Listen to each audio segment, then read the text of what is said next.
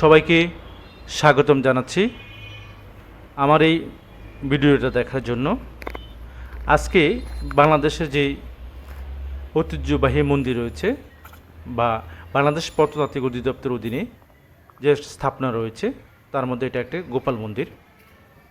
গোপাল মন্দির রাজশাহী জেলার পটিয়া উপজেলায় অবস্থিত একটি প্রাচীন মন্দির। এটা বাংলাদেশ প্রত্নতাত্ত্বিক অধিদপ্তর তালিকাভুক্ত একটা মন্দির। রাধাকান্ত মন্দির হিসাবেও এর পরিচিত।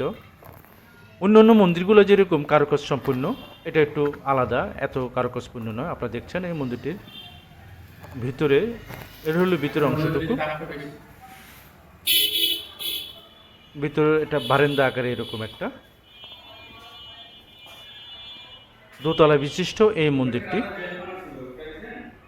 রাজশাহী জেলা শহর থেকে ৩২ কিলোমিটার উত্তর পূর্ব দিকে এই পটিয়া বিশাল রাজবাড়ির চত্বরে এই মন্দিরটি।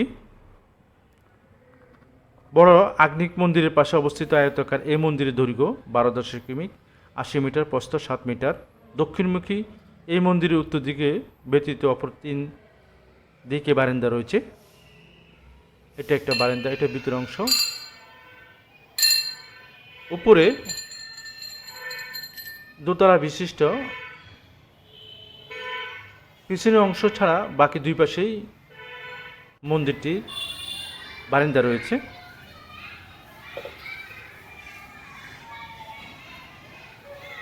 দেখছেন মন্দিরটির পিছনে একটা স্কুল রয়েছে, আপনার যে ঘন্টা দেখছেন সেটা স্কুলটার।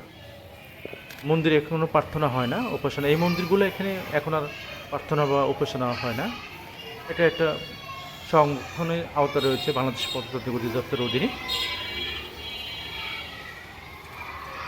এই মন্দিরটা পুরাতন মন্দির হলো, কিন্তু পোড়ামাটির কারুকাজ সম্পূর্ণ তেমন নাই বললেই চলে। আপনারা দেখছেন একদম সাদামাটা একটা মন্দির। বাংলাদেশ ঐতিহ্যবাহী বিভিন্ন মন্দির বা বহির্বিশ্বের বিভিন্ন মন্দিরের উপরে আমার বেশ কয়েকটি ভিডিও রয়েছে। আপনারা যদি ভালো লেগে থাকে আশা করি দেখবেন।